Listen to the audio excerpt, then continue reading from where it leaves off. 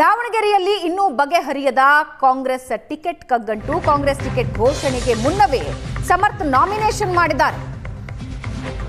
ದಾವಣಗೆರೆ ದಕ್ಷಿಣ ಕ್ಷೇತ್ರದ ಚುನಾವಣಾಧಿಕಾರಿಗೆ ನಾಮಪತ್ರ ಸಲ್ಲಿಸಿದ್ದಾರೆ. ಪುತ್ರ ಸಮರ್ಥ್ಗೆ ಸಾಥ್ ನೀಡಿದ್ದಾರೆ ತಾಯಿ ಪ್ರಭಾ ಮಲ್ಲಿಕಾರ್ಜುನ್. ಸಂಸದೆ ತಾತ ಬಳಸ್ತಾ ಇದ್ದ ಕಾರ್ನಲ್ಲೇ ಬಂದು ನಾಮಪತ್ರ ಸಲ್ಲಿಸಿದ್ದಾರೆ ಸಮರ್ಥ್. ಸೋಮವಾರ ಮತ್ತೊಮ್ಮೆ ನಾಮಪತ್ರ ಸಲ್ಲಿಸುತ್ತಾರೆ. ಸಚಿವರ ಪುತ್ರ ಮಾರ್ಚ್ 23ನೇ ತಾರೀಕು ಬೃಹತ್ ರೋಡ್ ಶೋ ನಡೆಸಿ ಮತ್ತೊಂದು ಸಲ ನಾಮಪತ್ರ ಸಲ್ಲಿಸಲಾಗುತ್ತೆ. ಸೋಮವಾರ 3 ಸೆಟ್ ನಾಮಪತ್ರ ಸಲ್ಲಿಸುತ್ತಾರೆ ಸಮರ್ಥ್.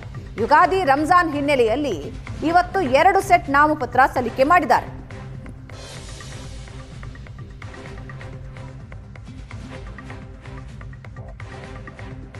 ಇವತ್ತು 2 ದಿನಗಳು ಕೂಡಿವೆ. ಭಾಳ ಒಳ್ಳೆಯ ದಿನ.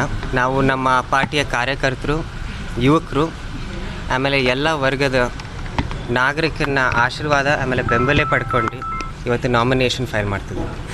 ಎಂಥ ಪ್ರಶ್ನೆ ಕೇಳ್ತಿದ್ರಿ? ಶಾಮನೂರು ಶಿವಶಂಕರಪ್ಪರ ಬಗ್ಗೆ ನೀವು ಓದಿರಾ?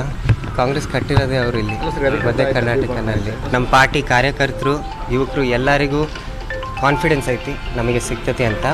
ನಮ್ಮ ತಾತರು ಏನೇನು ಮಾಡಿದ್ರು ನಾವು ಆ ಕೆಲಸಗಳು ಮುಂದುವೈತೀವಿ. ಆಮೇಲೆ ಎಲ್ಲರೂ ಅದಕ್ಕೆ ಒಂದು ಸುಮಾರು 6 ತಿಂಗಳಿಂದ ನಾವು ಅವಾಗಿಂದ ಅಡ್ಡಾಡ್ಕೊಂತ ಜನನೇ ಭಾಳ ಪ್ರೀತಿಸ್ತಿದ್ದಾರೆ ನಮ್ಮನ್ನು. ಯಾಕಂದರೆ ನಾವು ನಮ್ಮ ಕಿವಿರ್ಬೋದು, ನಮ್ಮ ಮೂಗಿರ್ಬೋದು, ಆದರೆ ಅಜ್ಜಾರು ನೆನೆಸ್ತಾರೆ.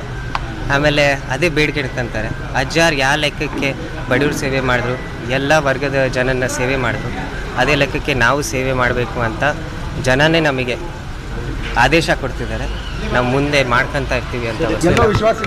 ಅಯ್ಯೋ ಹ್ಞೂ ರೀ, 100ಕ್ಕೆ 100 ಐತಿ. ದಾವಣಗೆರೆ ದಕ್ಷಿಣ ಅಂದರೆ ಕಾಂಗ್ರೆಸ್ನ ಭದ್ರಕೋಟೆ. ಅದು ಮಲ್ಲಿಕಾರ್ಜುನ್ ಅವರಾಯಿತು, ಅವರ ಒಂದು ಉಸ್ತುವಾರಿಯಲ್ಲಿ ನಾವು ಒಳ್ಳೆ ಚುನಾವಣೆ ಮಾಡಿಬಿಟ್ಟು ಬಿ ಫಾರ್ಮ್ ಸಿಗೋ ತನಕ ಗೊಂದಲ ಇರೋದು. ಬಿ ಫಾರ್ಮ್ ಸಿಕ್ಕ ಮೇಲೆ ವರಿಷ್ಠರದು ಜವಾಬ್ದಾರಿ ಆಗುತ್ತೆ. ಜೊತೆಗೆ ಲೋಕಲಿ ಉಸ್ತುವಾರಿ ಸಚಿವರು ಕೂಡ ಎಲ್ಲರನ್ನು ಕರೆದುಬಿಟ್ಟು we will take everyone into confidence. ಈಗ ನಮ್ಮಲ್ಲಿರುವಂತಹ ವೀಕ್ನೆಸ್ನ ಅವರು ಹೈಲೈಟ್ ಮಾಡಿ ಅದು ಗೆಲ್ಲಬೇಕು ಅನ್ನೋ ನಿಟ್ಟಿನಲ್ಲಿ ಅವರು ಮಾತಾಡ್ತಾ ಇದ್ದಾರೆ. ಅವರು ಈ ಭದ್ರಕೋಟೆನ ಒಡಿಲಿಕ್ಕೆ ಪ್ರಯತ್ನ ಮಾಡ್ತಾ ಇದ್ದಾರೆ.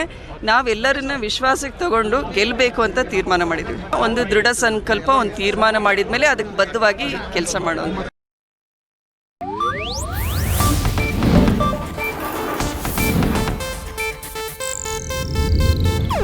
ಇದು ಏಷ್ಯಾನೆಟ್ ನ್ಯೂಸ್ ನೆಟ್ವರ್ಕ್ ಪ್ರಸ್ತುತಿ.